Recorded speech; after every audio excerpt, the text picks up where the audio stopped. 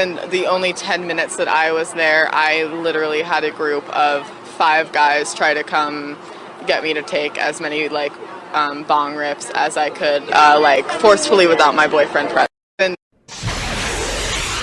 Hello and welcome to True Crime Rocket Science, the most authentic voice in true crime. Many following the Kiely Rodni case have cast suspicion and a few stones at Sammy Smith. Although I've never felt comfortable with thinking about Sammy as a suspect, it's been difficult to articulate precisely why. The number 3 clue that we all missed changes that. And once again, I have to give credit where credit is due. I didn't come up with number 3. Another true crime rocket scientist on Patreon, Julie W., did. Thanks, Julie. Before we get to this analysis, if you haven't subscribed to the channel, please do. Like, share, leave a comment. And let's get started. So these are Julie's words. Julie writes the following.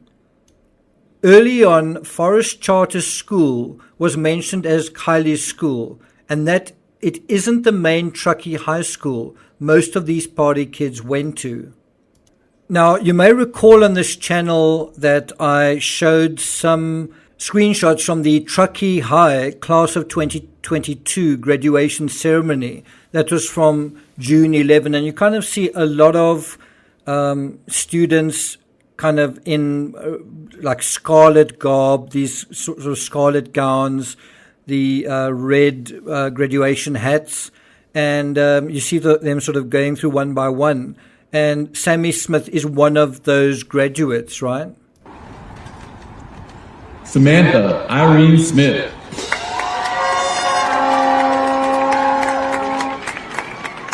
Now, if you were like me, you would have watched a lot of the rest of that hour and 20-minute video waiting to see Kiely Rodni's name, right? And obviously her name never comes up because Kiely never went to the Truckee High class of 2022.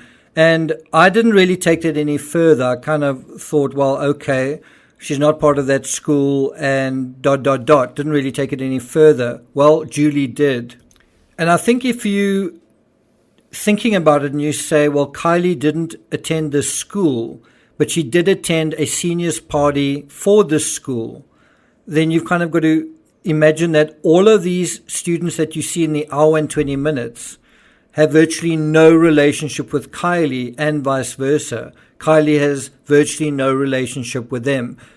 At the same time, they've got strong relationships, strong knowledge, strong familiarity between one another, if that makes sense. The dynamics between one another, they would be familiar with each other. Even if they weren't friends, they would still know about one another. So to reiterate, Julie just simply saying, Kiely didn't attend Truckee High School. Guess what? She attended Forest Charter School, right? And most of the kids attending this party went to Truckee High School. Obviously not the same in terms of Forest Charter School. You could imagine it's a much smaller school. Guys, this is huge. This is a huge insight here. And it's something that you've kind of got to intuit, again, thinking in the mind of a teenager. Imagine going to a high school reunion at someone else's school. Imagine what that's like. You are totally unfamiliar with all of the experiences, scenarios, episodes that went down over all the seasons that was that particular existence at that school, right? All of that is something you just don't know about. You could say, in a funny way of speaking, you could say you would not be a party to that. And think about going to a party where you are an outsider essentially to all of that rich social fabric, right? And I think this was like that. If Kiely knew anyone there, it was a very cursory, casual, acquaintance type relationship. Many have expected Sammy to be responsible for Kiely as friends should be, but one has a sense that Kiely was more of an acquaintance than a friend. So literally what we're talking about here is, why didn't a person from one particular school look out for another person from another particular school? And if you think about it, you do tend to have solidarity within groups, and often that is within schools, within school groups. And that is the kind of community. So if something had happened to Sammy, I'm sure someone would have come to her aid. Kiely didn't have the luxury of those relationships. Does that make sense? Now, you might imagine, well, Kiely was in another school situation, and so surely those school friends were with her at this party. Well, actually, no, because Kiely was in a homeschooling type of situation, which is a very isolated type of situation. You don't necessarily form these little social groups that you do with classes that one attends in person. So besides this, Kiely coming to the seniors party, not only as a youngster, but a complete outsider, would have very much made her the Simon in the group in the Lord of the Flies sense. And you get a real sense of that alienness, that foreignness, that vulnerableness through Mag saying, in the first couple of minutes arriving at the party, 5 guys kind of approached her. And, she was kind of, I guess, shepherded away by her boyfriend. So I think in the same way that Mags experienced this, Kiely would have been a curiosity, a threat, someone novel, someone interesting, all of these. And because of her age, uniquely vulnerable, right? Think about that just in terms of the response of these high school students to someone they'd never seen before. Who are you, right? Besides this, she simply wouldn't have had any idea what kind of people she was consorting with. Then Julie goes on to point out, she says, which is interesting, as it makes you wonder how well she was known to some or many of the kids at the party. But it also works vice versa. Typically in a class, you know exactly who the bullies are, the bad apples, the ones with poor impulse control, the show-offs and the losers. And perhaps that's the most important part. You know who the losers are, who to avoid, right? Kiely would have had virtually no idea. She was going in blind. And that ignorance definitely wasn't bliss in that situation. I think that ignorance was something that someone else could take advantage of. You wouldn't necessarily be warned against, don't mix with that group or that person. They're dangerous, or they aggressive, or they tend to get drunk, or they're reckless, or whatever it is. You wouldn't have the experience to know that based on other parties and other, one-on-one experiences with these people, in the classroom situation. Julie goes on to write, quote, I was looking at the school site, that is the Forest Charter School site, and it's described as an alternative school education provider. So it's not a typical high school. And just to kind of summarize what she says, Julie's like trying to figure this out from a UK perspective and saying, this actually looks very unique. It looks like she's homeschooled. Well, if you just go onto the Forest Charter School, it says it's a personalized learning experience, and that there's small group instruction, tutoring, online classes, and homeschooling support. So yes, it is very niche. And one also has the sense that it was very isolating. It's not clear whether Kiely enrolled in the school before or during the pandemic, but one can also clearly see why Kylie's mother would have preferred not to take and fetch Kiely from school every day.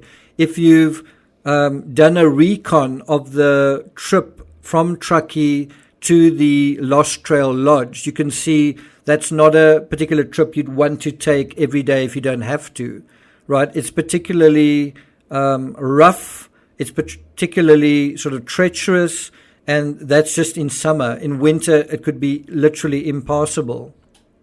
So I think if it made practical sense not to commute to and from a school setting, I think in the social sense, it had to be isolating for Kiely. Not only was she isolated from friends in a school sense, but because the Lost Trail Lodge was itself isolated with no neighbors, literally no neighbors in the surrounding forest fabric, Kiely had to have been an unusually isolated teenager.